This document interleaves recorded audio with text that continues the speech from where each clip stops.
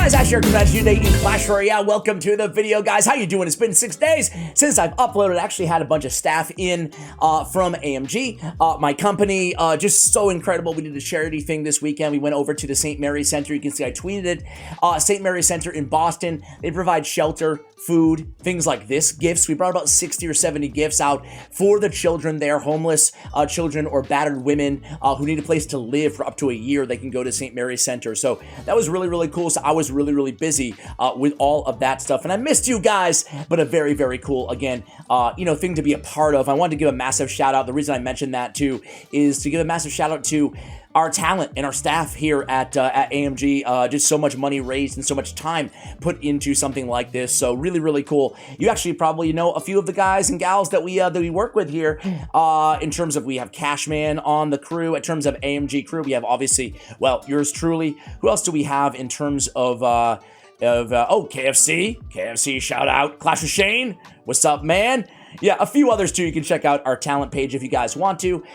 It's all in the, or amg.gg. I'll put it in the show notes as well. Also, one final thing before we get to the topic of today is I wanted to shout out myself here on the Chat with Ash channel. We're kind of slacking on the Chat with Ash channel, but I did release a video. It's called The Story of Malt, aka Michael Holt. I posted on the community tab as well. We talk about everything from Clash Royale, the highs and lows of getting 1 million views per video down to not many views per video, and we talk about his relationship with Nick at Night, now Nicole, how things have progressed, and what it's been like for him as well. I actually interviewed Nick as well about 8 months ago. You guys can check out that one. And Ilka Pananan, the CEO of Supercell. So pretty cool stuff there if you guys are into any of that. Anyway, guys, the topic of today's video is not this, but you guys seeing those? Everybody's using the AI. I've not done it. I don't know why. I guess sometimes, when everybody does something, I guess I try to be the cool kid and buck the trend and be like, no, I'm not going to do those AI photos, guys. But we have the Royal Giant's been busy. I mean, shout out to Sicka, whatever. But man, I mean, he's looking really good there. He's looking really good. We got him holding, okay. He's holding that dude. That's interesting. That's very interesting. Anyway, I thought that was funny. Also, we saw this today on Reddit.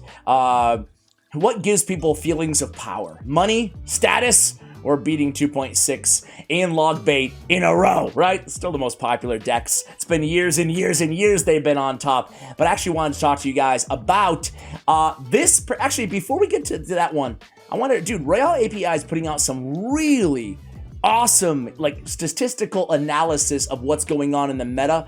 Give them a follow on Twitter. I'll have that linked in the show notes below, as well as the post to this Reddit post. But these are the top 10 players last season that just ended, yesterday. Remy Eli, dude, he's been on the channel so many times. I'll get him back if you guys are interested. He finished #1, only dude in the top 10 who didn't use both Monk and Phoenix. In fact, he used neither of the cards, guys.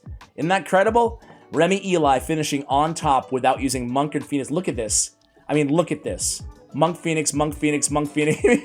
Mega Knight finishes #3. Mega Knight Ram Rider deck, that's back. We got Mortar. So Mortar in 3 of the top 5 decks with Pedro, Wero, and Lucas. And then we have just Royal Hogs as well here. So very interesting decks that we're seeing. Morton finished #10 too. So some familiar names there. I just thought I'd kind of share that. Look at Bomb Tower,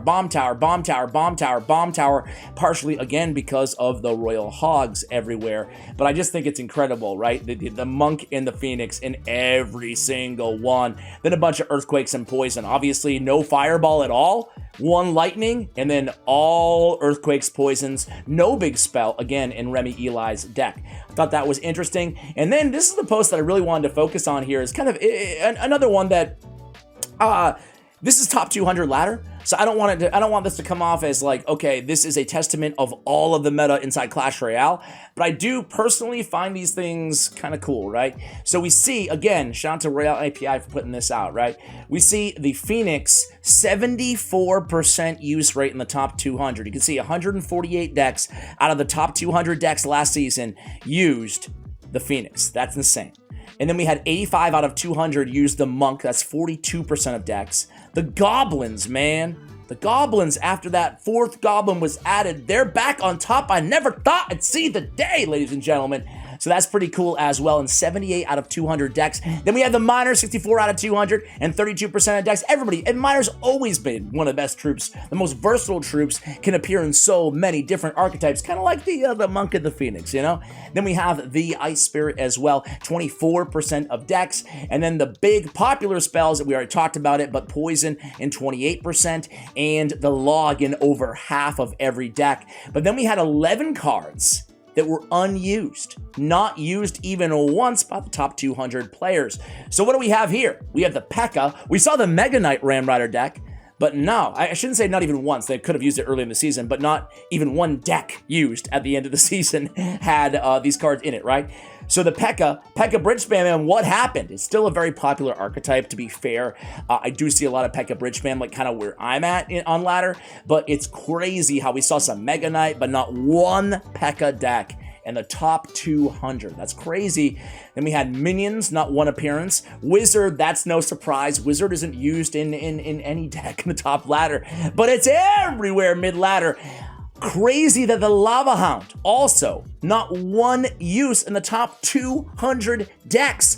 Carl the Legend, we need you back. Bolsham fan, we need you, man. We need you guys. It's crazy because Lava Hound's probably one of the most popular legendary cards. It could be the most popular legendary card outside of the Phoenix in the game right now, but not seeing a lot of action on top ladder. Then Sparky, Viva La. Sparky, I gotta say, guys, she's in the lead right now in terms of what deck I'm going to use. Everybody's asking, aka nobody, what deck I'm going to play. Only that deck of next year, right? We did P.E.K.K.A Bridge Spam last year.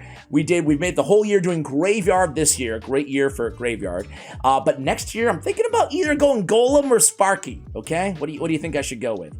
Sparky, either way, she's not been seen once inside the top 200. And then obviously the Goblin Giant, because why would he be using the top 200 if Sparky wasn't there, right?